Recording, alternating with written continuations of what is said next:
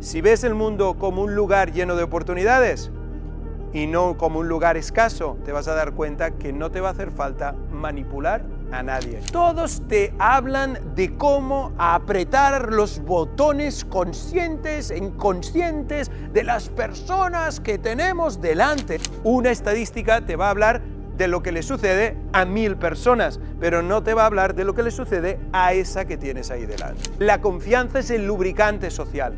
Entender que yo influyo al otro, pero el otro me influye a mí, es fundamental. Lo que quieres, ¿qué es? ¿Es convencer, con co, de juntos? ¿O lo que quieres es vencer al otro? Hazte esta pregunta. Buenas tardes. ¿Qué es ser maquiavélico? Maquiavelo fue un político, filósofo, intelectual del siglo XIV que escribió un libro que se llama El Príncipe. Y lo escribió para el príncipe regente en ese momento, que básicamente era un manual de todo lo que tenía que hacer como político, o en este caso príncipe regente, para manipular a su población. Y entre las citas célebres del libro está: es mejor ser temido que ser amado por el pueblo, porque mientras que el ser amado es algo que puede cambiar con el tiempo, el ser temido es algo que se mantiene constante. Maquiavelo daba consejos como los de cambiar tu manera de actuar o de ser dependiendo del contexto, el de conseguir manipular a la gente y tratarla como si solo fueran cosas para de esa manera obtener los resultados que más conviniera. Esta manera de actuar, seguramente reconocida por más de uno y por más de dos, es una manera basada en el miedo, en la escasez, en el tener que controlar a las personas para que no pasen cosas y de esa manera obtener lo que yo quiero. Esta manera de actuar, seguramente, aunque algunos lo vean en ciertos líderes, no es de lo que yo te voy a hablar esta tarde. Esta tarde te voy a estar hablando de cómo puedes influir a la gente sin ninguna necesidad de manipularlos. Porque como te voy a enseñar, manipular y persuadir o manipular e influir no es lo mismo. Hace muchos años hice una charla que se volvió viral y empezó esta charla hablando de Saddam Hussein y de cómo un interrogador del FBI consiguió que Saddam Hussein, para el final del interrogatorio, le diera una información vital. Eso está en YouTube y generó muchísimos millones de visualizaciones, pero también generó mucha controversia, evidentemente, porque hablaba de Saddam Hussein y de las armas y el no sé qué. Pero si en esa época hubiera conocido la historia de Hans Schwarz, seguramente hubiera empezado por esa historia y no la de Saddam Hussein y su interrogador. Pero quizás la historia de Hans Schwarz nos hubiera llevado todavía a más polémica, porque Hans Schwarz es el interrogador amable. Era un interrogador de la Luftwaffe alemana en la Segunda Guerra Mundial, es decir, del ejército del aire. Era un interrogador nazi. Pero esta persona tenía algo en concreto que lo hacía diferente al resto de sus compañeros. De hecho, lo hacía diferente al resto de interrogadores del mundo entero. Y es que era amable. Hans lo que hacía era agasajar a los pilotos prisioneros de guerra. Les daba de buena comida, los llevaba a hacer paseos por el campo, los trataba bien. Pero él mismo dice, porque hay entrevistas con él, todavía que puedes encontrar hasta en YouTube, él mismo dice que lo hacía de buen corazón, que sí que quería la información, evidentemente, pero también pensaba que a las personas se las tenía que tratar amablemente, respetuosamente. De hecho, Hans, después de la guerra, fue a vivir a Estados Unidos y de hecho cuenta él mismo que la primera Navidad que pasó en los Estados Unidos la pasó en casa de uno de los prisioneros que interrogó. Así era Hans, una persona que ponía por encima de todo las relaciones con los demás antes de sus fines o objetivos, en este caso interrogar. Y eso es lo que tiene en común George Piro, de mi primera charla donde hablaba de persuasión y liderazgo, y Hans Schorf. Los dos buscaron primero conectar con la persona, buscar la relación, respetar la persona. Y hoy en día, cuando lees libros de persuasión y de influencia, todos te hablan de lo mismo. Todos te hablan de cómo apretar los botones conscientes e inconscientes de las personas que tenemos delante para sacar de ellas ciertas cosas. Cuando te lees los libros de persuasión, te das cuenta de cómo los estudios siempre son con sujetos a los que se experimentan en una especie de ratoncitos de laboratorio donde hay un científico que actúa sobre ellos. Y para mí, la persuasión y la influencia es algo completamente diferente de lo que te quiero hablar en los próximos minutos. Y es que si pensamos en persuasión o pensamos en influencia sin tenernos nosotros mismos en cuenta en la ecuación, estamos cometiendo un error bastante grave. Y sobre todo lo que estamos haciendo es más buscar la manipulación que no realmente la comunicación con los demás. Comunicación, cooperación, conjuntamente, coordinación, todas tienen la misma raíz, que es co, que viene del latín, que quiere decir juntos. Se vence con argumentos, pero se convence con el corazón.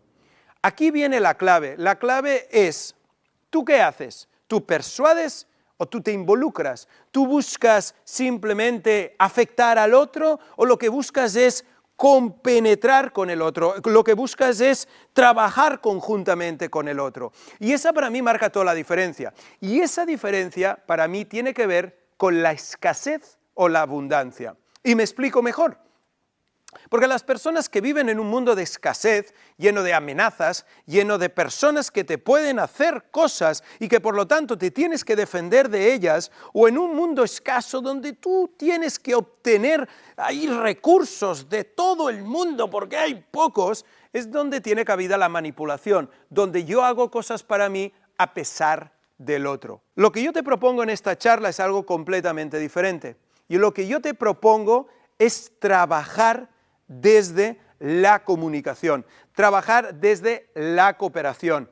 Porque ya decía Nelson Mandela hace muchos años que si quieres hacer las paces con tu enemigo, lo primero que tienes que hacer es trabajar con tu enemigo.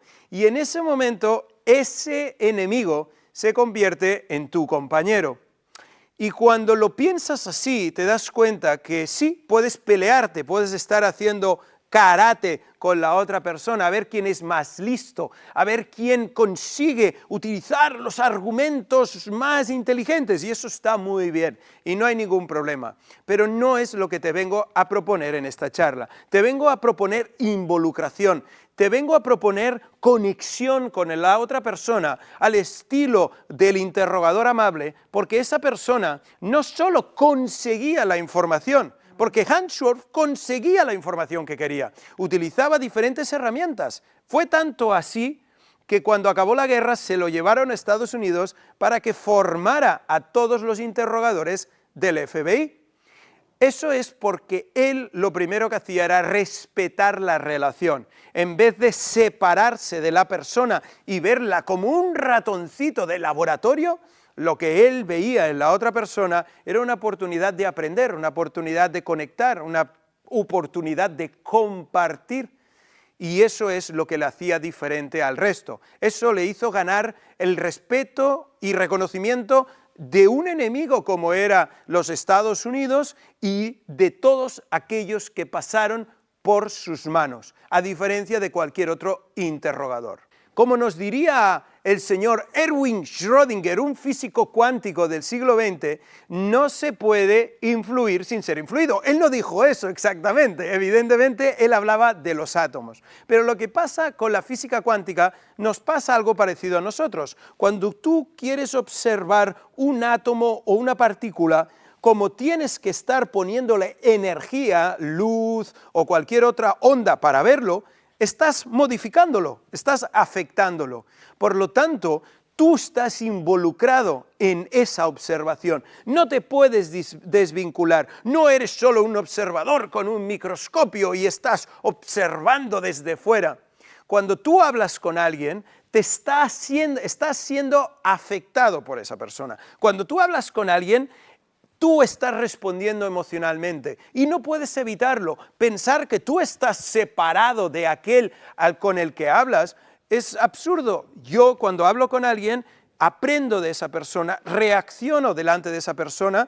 A veces no puede ser que mis objetivos y sus objetivos no estén alineados. Puede ser que mi manera de ver el mundo y la suya no estén alineados, pero lo que no puedo negar es que me está influyendo. Y por lo tanto, entender que yo influyo al otro, pero el otro me influye a mí, es fundamental y no lo podemos sacar de esta ecuación. Y esto nos lleva a un punto muy interesante de esta charla, que tiene que ver con la neurociencia, que tiene que ver con la psicología aplicada, que está muy bien, y se basa en experimentos hechos con personas. A veces muy pocas, si te soy sincero, hay estudios de términos psicológicos que se han hecho, leyes psicológicas que se han hecho con 40, 50, 60, 70 personas, y no más que eso, otros con muchos más, que intentan hablarnos de cómo son los seres humanos solo con las personas que se han utilizado en el estudio. Y eso es algo que Richard Bandler, el co-creador, el padre de la programación neurolingüística, nos dice siempre, y dice, una estadística habla de lo que le sucede a 1000 personas, pero no nos habla nunca de lo que te sucede a ti. Y esa es la aproximación que yo te propongo a la persuasión. Te propongo que mires la persuasión desde qué le pasa a ese individuo delante de ti. ¿Está bien las reglas generales sobre la persuasión? Por supuesto que sí. Por supuesto que sí, no hay ningún problema. ¿Reaccionamos a la escasez? Reaccionamos a la escasez, pero cada persona de una manera diferente. ¿Reaccionamos a las pruebas sociales? Reaccionamos a las pruebas sociales, pero cada uno de una manera diferente. ¿Reaccionamos al compromiso? Sí, y a la congruencia también. Todas las leyes de la persuasión de Robert Cialdini, uno de los grandes expertos, claro que se cumplen, pero en cada uno de nosotros de una manera diferente. Manipulación. ¿Por qué hablamos de manipulación? Y la pregunta es, oye, ¿tú de qué te proteges? ¿Por qué quieres manipular a alguien? ¿De qué tienes miedo? Y ahí yo te propongo que como persuasor, que como comunicador, explores tus propios miedos. Porque si tienes miedo, lo que vas a querer es hacer lo que hacía Darth Vader, poner la mano ahí y hacer todas esas cosas. Pero la pregunta es ¿por qué? ¿Por qué necesitas hacer eso? ¿Por qué necesitas manipular a la gente? Como veremos aquí, hay un principio para mí básico, que es la generosidad y el dar, porque dando es cuando se obtiene más. Ese es mi principio y eso es lo que te voy a enseñar. Pero vamos a los conceptos que te quiero mostrar aquí y herramientas que te puedes llevar. Primera clave, interés genuino. La primera clave para conectar con los demás es generar confianza, y para generar confianza necesitas demostrar interés genuino en los demás. Solo demostrando ese interés, la base, por ejemplo, de Dale Carnegie en su famoso libro Cómo ganar amigos e influir en las personas, es acordarte del nombre de alguien. Eso es fundamental. Yo cada vez que he ido a una tienda y la panadera de mi pueblo, que me ve una vez cada 6 meses, se acuerda del nombre, mi nombre, se acuerda de él y me dice y me llama por mi nombre. A mí me parece fascinante. Que la panadera de mi pueblo, que voy una vez cada 6 meses, se acuerde de mi nombre, me está demostrando que tiene un interés genuino hacia mí. Una vez estaba en un hotel, en Alicante creo que era, y recuerdo perfectamente que, bueno, iba en una especie de tour por España formando en persuasión a delegados comerciales de una farmacéutica y siempre íbamos a la misma cadena de hoteles, con lo cual ellos ya sabían que yo iba, etc. Este hotel era bastante vetusto, si te soy sincero, era bastante antiguo, pero el director del hotel se había tomado la molestia de dejarme una notita y un detalle para que comiera y lo que me pareció muy bien. Durante esos días estuvimos bien, tenía el conserje que me ayudaba con la sala, etc. Muy bien. Llega el último día, yo ya he acabado, estoy esperando el taxi que me lleve al aeropuerto, fuera, y si oigo una voz por detrás que me dice, ¿qué tal, señor Pirla? ¿Cómo ha estado su estancia aquí?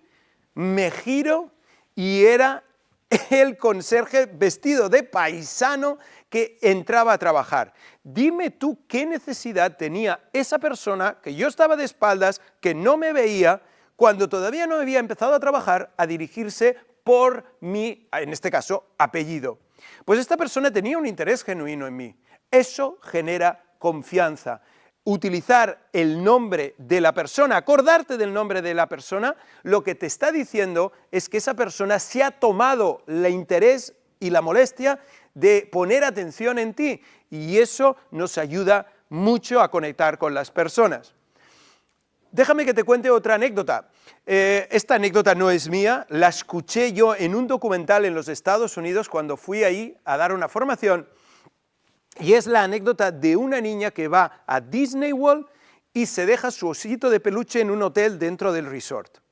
Pues bien, al cabo de unos días, la niña recibe en su casa una caja con su osito dentro, porque a diferencia de lo que pasa en muchos hoteles de los que yo he estado, que si te dejas cualquier cosa dentro de la habitación ya no está, al cabo de horas ya no está, llamas y no está, o sea, ha desaparecido, ¡blup!, se lo ha tragado algo.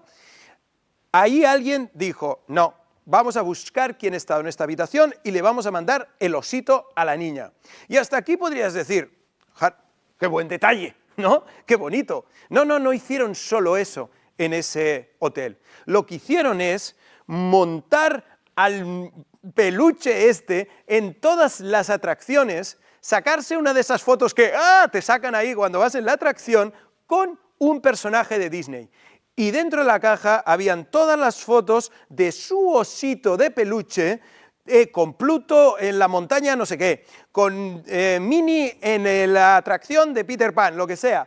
Cada una de las atracciones con un personaje de Disney y el peluche ahí. Y una nota escrita a mano que decía, no te preocupes, nombre de la niña, que mientras tu osito de peluche ha estado aquí, se lo ha pasado en grande.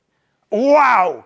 Esto es interés genuino por un cliente. Y eso es tener visión estratégica. Y eso es darte cuenta de la importancia de tratar a las personas con el respeto y la energía que se merecen. Y eso siempre reporta buenos resultados. Déjate de técnicas súper sofisticadas. Lo que cuesta más hoy en día es poner atención a la gente, porque estamos perdidos con estímulos, con teléfonos, con pantallas, no ponemos atención a la gente. Vamos como gallinas sin cabeza por el mundo. Y esto lo que provoca es que cuando alguien te mira y te pone atención, cambia todo completamente. Segunda clave, sé generoso. ¿Qué quiere decir ser generoso? Pon atención a la persona, deja a la persona que hable. Pon atención no solo a la persona y a lo que dice, sino desde dónde lo está diciendo. Date cuenta que lo que te está diciendo la persona es un recurso para ti, pero si tú quieres que la persona te respete, muestra respeto. Si tú quieres que la persona te escuche, escucha. Si tú quieres que la persona ceda en algún punto, cede tú. Si quieres que la persona confíe en ti, empieza tú confiando. La generosidad es la base y no la escasez y no el pensar, a ver qué le digo y si no le digo esto. Hay 1000 libros sobre manipulación y sobre cómo estratégicamente utilizar las cosas. Puede ser que funcione, pero lo que te propongo aquí es que seas generoso, que no tengas miedo, que te des cuenta que no se van a aprovechar para ti, para que te abras, cuentes lo que te suceda, porque el gran problema que suele tener las personas es que tienen miedo de dar información. Pero si no das información, es imposible llegar al tercer punto, que el tercer punto es genera confianza. La confianza es el lubricante social. La confianza es el lubricante de cualquier relación. Todo pasa mucho más simplemente cuando hay confianza. Cuando la gente confía en ti, baja las barreras. Y para confiar en las personas, tienes que ser transparente. Las personas necesitan leerte. No puedes ser oculto, no puedes manejar información y a ver qué digo y qué no. Si te sientes mal y no estás bien, ábrete, sé congruente, no pasa nada, no hace falta que lo digas mal, simplemente expresa lo que estás viviendo, porque se nota de alguna manera o de otra. Busca generar confianza, busca demostrar tus intenciones, tus intereses, que la persona, cuanto más transparente seas y congruente, más va a confiar en ti. Va a confiar en ti si quieres ayudarla, si quieres también que ella consiga sus objetivos en vez de intentar liarla y complicarle la vida. La sospecha es uno de los principales problemas que tenemos los seres humanos para comunicarnos y coordinarnos con los demás, porque tengo miedo. Básate en generar confianza en los demás. Punto 4. La solución siempre, siempre está en la otra persona. No está en ti, está en el otro. Y para encontrar esa solución, es para encontrar aquello que hay en la cabeza de ese individuo, necesitas ir a la cabeza de ese individuo. Déjame que te cuente el fragmento de una película que a mí me cambió la vida. Va a parecer muy tonto, pero creo que expresa perfectamente lo que quiero decir. Simplemente fíjate la escena. La película se llama Patch Adams, es la película de un médico, historia real, que se interna voluntariamente en un psiquiátrico porque tiene depresión. Ahí él comparte habitación con otro enfermo que está ahí, otro paciente, y la escena están los dos, cada uno en su camastro, y uno está botando, el esquizofrénico que comparte habitación con él, bota encima del camastro, y Patch Adams, que es como se llama, le dice: fulanito, deja de botar, deja de moverte, que te vas a quedar ciego, ¿no? Y el otro le dice: no, no es eso. Y el otro dice: bueno, pues ¿qué es? Patch Adams le dice: ¿qué es? Y dice: son las ardillas, están por todas partes. Y Patch Adams en ese momento le hubiera podido decir: tú lo que pasa es que tienes esquizofrenia, no hay aquí ardillas. Pero él no hizo eso, porque la solución estaba en la cabeza del otro.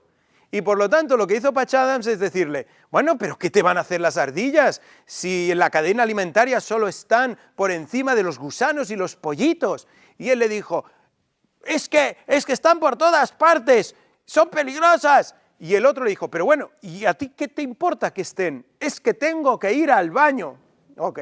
Patch Adams en ese momento lo que hace es volcar el camastro y le dice: ven, toma esto, y le da un arma, y empiezan a disparar los dos. En el momento que los dos están disparando las ardillas ficticias, el otro, que puede tener esquizofrenia, pero no es tonto, le dice: salen por todas partes, hay más, hasta que Patch Adams saca lo que parece un bazooka y el otro dice: ¡oh, un bazooka! Y Patch Adams le dice: sí, cárgalo. Y el otro le carga el bazooka, dispara, explota todo, y Patch Adams le dice: venga, corre, corre, y el otro va corriendo al baño. Esta escena es preciosa porque nos está hablando de que si tú quieres convencer a alguien, necesitas empezar por su realidad, por sus necesidades, por sus valores, por la manera en cómo toma decisiones, por la manera en cómo se motiva. Y eso solo lo vas a descubrir poniéndole atención. Y evidentemente, por ejemplo, cuanto más sepas de programación neurolingüística y más entiendas cómo la gente toma decisiones, obviamente más te va a ayudar. A eso me dedico yo. Pero fíjate que no se trata solo de tomar botones, se trata de tocar los botones de esa persona en concreto. Una estadística te va a hablar de lo que le sucede a 1000 personas, pero no te va a hablar de lo que le sucede a esa que tienes ahí delante. Punto 5. Sé flexible. ¿Qué quiere decir sé flexible? Que muchas veces el problema que tenemos es que la otra persona tiene una opinión diferente a la nuestra. Y como tiene una opinión diferente a la nuestra, lo que queremos es vencerle a través de argumentos, sin darnos cuenta que quizás el problema eres tú. Eres tú y tu manera de pensar, que si pudieras pensar de una manera diferente, que si te atrevieras a pensar de una manera diferente, si no te diera miedo pensar y las consecuencias de pensar de una manera diferente, quizás eso desatascaría más que intentar vencer y vencer y vencer desde tu opinión, desde tu punto de vista. En la crisis de los misiles de Cuba de los años 60, cuando Khrushchev estaba ahí empecinado en dejar misiles en Cuba porque los norteamericanos, los estadounidenses, los tenían en la frontera del Pacto de Varsovia, pues estuvimos todos al punto, bueno, todos no, porque seguramente pocos de aquí estabais vivos, yo no, yo seguro que no, todavía no, soy mayor, pero no tanto. En ese momento se intentaba negociar, pero no se podía. ¿Por qué? Porque ni Kennedy quería bajarse de su burrito, ni Khrushchev del suyo. Hicieron un bloqueo naval a Cuba, con submarinos por el medio. Bueno, si has visto X-Men, los hombres de X, seguro que ya sabes un poco la historia porque más o menos lo explican en una de ellas. Pero básicamente estuvimos al borde de una guerra nuclear. ¿Cómo se resolvió? Se resolvió porque por detrás Kennedy se fue a Khrushchev y le dijo, dime, ¿qué es aquello que estás dispuesto a ceder, pero que te deje a ti en buena posición delante de tu gente? Y yo te diré lo que yo puedo ceder sin que mi gente piense que pues he cedido en exceso. Solo en el momento que los dos fueron flexibles y estuvieron dispuestos a ceder en algo, fue cuando se llegó a un acuerdo, donde las dos partes salvaron la cara delante de su opinión pública, pero los dos cedieron y consiguieron retirar los misiles de Cuba y, por supuesto, Kennedy retiró los misiles de Europa. Ser flexible es fundamental y para ser flexible te tienes que preguntar algo. ¿Cómo sé que estoy en lo cierto? ¿Cómo sé que es verdad lo que yo estoy pensando? Cuanto más inflexible seas, más vas a necesitar la fuerza para llegar a una idea. ¿Y sabes qué pasa? Que intentas con los argumentos convencer al otro, pero realmente lo que quieres, ¿qué es? ¿Es convencer, con co, de juntos? ¿O lo que quieres es vencer al otro? Hazte esta pregunta y te vas a dar cuenta que muchas veces lo que queremos es vencer al otro y nos falta responsabilizarnos más y darnos cuenta que nosotros también somos parte muchas veces del problema por no querer cambiar nuestro punto de vista o nuestra visión de la situación. Cuando somos capaces de salir, tomar distancia, no tomárnoslo a personal, no identificarnos en exceso con aquello que pensamos, es en el momento en que podemos empezar a negociar. Y como decía el propio Kennedy, Kennedy decía, yo no negocio con aquellos que dicen lo tuyo es negociable, pero lo mío no. Y es que vamos al punto 6 y último de esto, y es busca siempre acuerdos. Y empieza lo antes posible, aunque esos acuerdos sean muy pequeños, aunque esos acuerdos sean, ¿estamos de acuerdo en que esta situación se tiene que resolver? ¿Estamos de acuerdo que cada uno de nosotros estamos en un punto diferente de partida? Es igual, busca acuerdos. Cuanto antes busques el acuerdo, más confianza vas a generar, más intención y voluntad de arreglar vas a demostrar, y eso te va a permitir ir avanzando. Muchas veces el gran problema que tenemos es que queremos ir muy rápido a nuestro punto. Y lo que no nos damos cuenta es que eso lo hacemos respondiendo a una necesidad interna. Queremos ir ahí, tenemos la necesidad de tener la razón, tenemos la necesidad de sentirnos seguros. La razón nos da seguridad. Y eso es un problema, porque el otro también tiene sus necesidades, también tiene aquello que quiere. Y hasta que no nos demos cuenta que las dos partes estamos en lugares diferentes porque nos sentimos de manera diferente, porque tenemos necesidades, miedos diferentes, visiones del mundo diferentes, y que solo con la construcción desde las dos maneras de ver el mundo, desde la construcción de los dos mapas emocionales diferentes, si no construimos desde ahí, lo que vas a hacer es intentar vencer al otro, pero no lo vas a convencer. Convencer empieza trabajando el corazón, siendo honesto, siendo generoso, siendo flexible, buscando siempre el interés de todos, buscando esa confianza, esa conexión.